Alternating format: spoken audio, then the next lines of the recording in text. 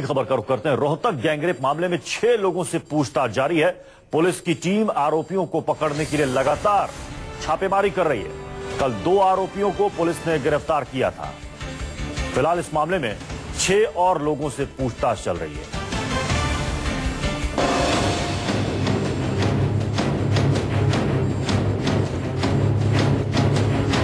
फिर कत्ल और उसके बाद गाड़ी से सिर कुचल दिया।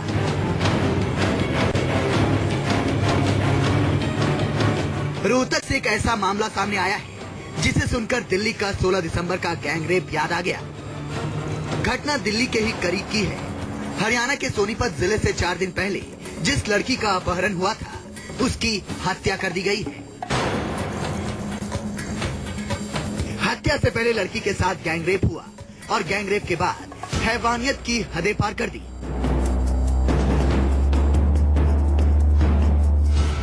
पोस्टमार्टम करने वाले डॉक्टर्स के मुताबिक लड़की के प्राइवेट पार्ट्स पर भी नुकीली चीज से कई वार किए गए और इसके बाद लड़की की पहचान छिपाने के लिए लड़की के सिर को किसी भारी चीज से कुचल दिया गया। इस लड़की को बेरहमी से कत्ल किया गया है और अकेला कत्ल नहीं किया गया, इसके गुप्तांग में कोई भारी वस्तु भी डाली गई है। इसके साथ साथ इसके सिर पे भारी किसी उससे वार किया गया है। ये दरिंदगी सोनीपत की एक लड़की के साथ हुई जिसे करीब 4 दिन पहले उसके ऑफिस के सामने से अगवा किया गया था और गैंगरेप और हत्या के बाद उसके शव को रोहतक में फेंक दिया गया। मैं ये चाहता हूँ कि ऐसे लोगों को फांसी होनी चाहिए, बचना पाएगी ताकि और किसी के साथ ना ऐसा हो। रोहतक के IMT क्षेत्र के एक खेत में लड़की का शव मिला। पुलिस ने मामले के 2 आरोपी सुमित और विकास को गिरफ्तार कर लिया। आरोपी सुमित ने कैमरे पर अपना गुनाह कबूल कर लिया। पहले प्रेम प्रसंग था तुम दोनों? हाँ जी, प्रेम प्रसंग था। अच्छा, कैसे मारा लड़की को? जी कम तो 2.5-3 साल से मेरे साथ थी वो। अच्छा। करती मुझे घर वाले को एतराज नहीं था। मेरे तो बातचीत शायरी के डरती वो। अच्छा। तो जब भी कहा जाता मैं 7 सालों में तो कोई उसका सी वगैरह क्या करता। लड़की को इतनी बर्बरता से सिर्फ इसलिए मार दिया गया क्योंकि उसने शादी से इनकार कर दिया था। बताया जा रहा है कि लड़की के साथ 7 लोगों ने गैंगरेप किया। पुलिस बाकी आरोपियों की तलाश में छापेमारी कर रही है। पूछताछ में इन्होंने बताया कि पहले इन्होंने उसके साथ जो है फिजिकल रिलेशनशिप बनाए, वह फिर इनकी किसी पुरानी बात को लेके कहा सुनी होगी जिससे कि मेन एक्यूज ने इसके ऊपर नाराज होते हुए उसके सिर में ईंट मार दी जिससे कि उसकी मृत्यु हो। सोनीपत की इस खबर ने एक बार फिर पुलिस, प्रशासन और सरकार तक को हिला दिया। सोनिया गांधी ने भी ट्विटर पर इस घटना पर गहरा दुख जताया और गुस्सा जाहिर किया।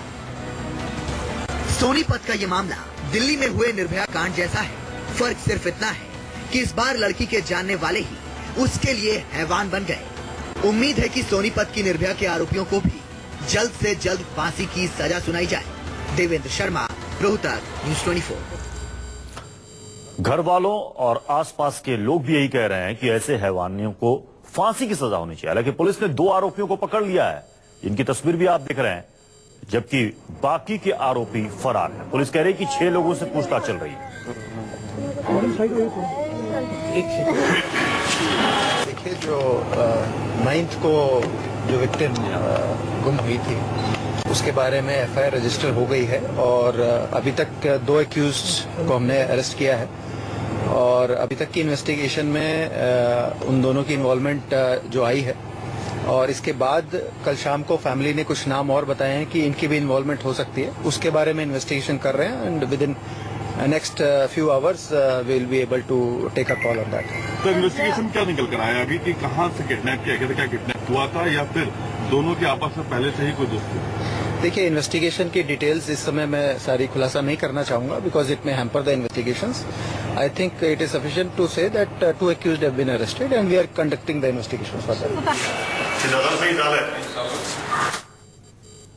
इतने राज्य से पैदा हो रहे हैं गरीब आदमी गरीब अमीर करा तो भूखे मरी वो हालत चलती है। ये खाली एक मिनट की बात नहीं, आगे भी उनको सजा मिलेगी ज्यादा, तभी आगे के लिए हम लोग सुरक्षित रहेंगे। इतनी बुरी हालत करके मार के मेरे घर हम गिर जाते हैं। सोचिए उस माँ की, उस परिवार की इस पर क्या हाल होगी। हमारे साथ प्रशांत गुप्ता सीधे इस वक्त रोहतक से जुड़ रहे हैं। प्रशांत, पुलिस कह रही है कि 2 को हमने पकड़ लिया है, बाकियों से पूछताछ चल रही है। बाकी के आरोपी हैवान हैं कौन?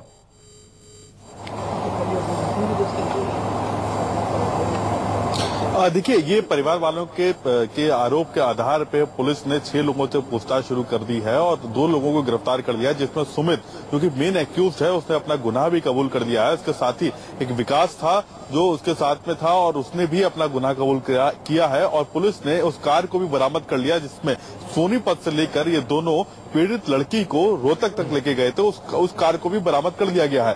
अब पुलिस की जांच का पहलू परिवारजनों के आरोप के ऊपर है, जिसमें 6 लोग और हैं। मैं आपको बता दूं कि ये सोनीपत में जहां पे पीड़ित का घर है उसके पास के एक मोहल्ले में ये तमाम लड़के रहते थे और परिवार वालों का आरोप है कि ये लड़के पहले भी उनकी लड़की के साथ में छेड़खानी करते रहते थे और 2 महीने पहले इसकी सूचना उन्होंने पुलिस को भी दी थी, जिसके बाद पुलिस ने सभी लड़कों को बुलाकर डांटा भी था और समझा बुझाकर दोनों परिवारों को बुलाया था, डराया धमकाया भी था पुलिस ने, जिससे आगे ऐसी कोई घटना ना हो। परिवार का आरोप है कि उन्हीं लड़कों ने 2-3 दिन पहले पीड़ित लड़की के साथ में छेड़खानी की थी और उसका रास्ता रोका था, जिसका विरोध करते हुए लड़की ने सुमित को ऊपर एक थप्पड़ मारा था, जिसका बदला लेने के लिए ये पूरी घटना की गई है। और 9 तारीख को जब उनकी लड़की जो कि एक मेडिकल कंपनी में काम करती थी, उस मेडिकल कंपनी में जा रही थी, वहीं पर से इसको अगवा कर लिया गया और उसके साथ में बर्बरतापूर्वक जो घटना हुई है वो पूरी बताई उन्होंने कि गैंगरेप किया गया और उसके बाद उस लड़की की शिनाख्त छुपाने के लिए लड़कों ने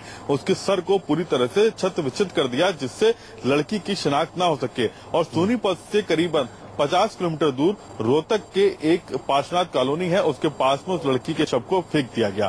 तो ये पूरी घटनाक्रम है जो कि 9 तारीख से हुआ और लड़की की गुमशुदगी की रिपोर्ट 10 तारीख को परिवार ने सोनीपत के सिटी थाने में दर्ज करवाई थी और 12 तारीख को लड़की का शव मिला रोहतक में। रोहतक पुलिस ने जब पूरे प्रदेश में इसकी सूचना दी और उसके बाद ये सोनीपत में ये पूरा मामला क्लियर हुआ। परिवार वालों ने शव की पहचान की, कपड़ों से लड़की की शिनाख्त हो सकी थी। जी चलिए, बहुत बहुत शुक्रिया प्रशांत इस जानकारी के लिए। अब देखना है कि बाकी के ये दरिंदे कब पुलिस की गिरफ्त में आते हैं।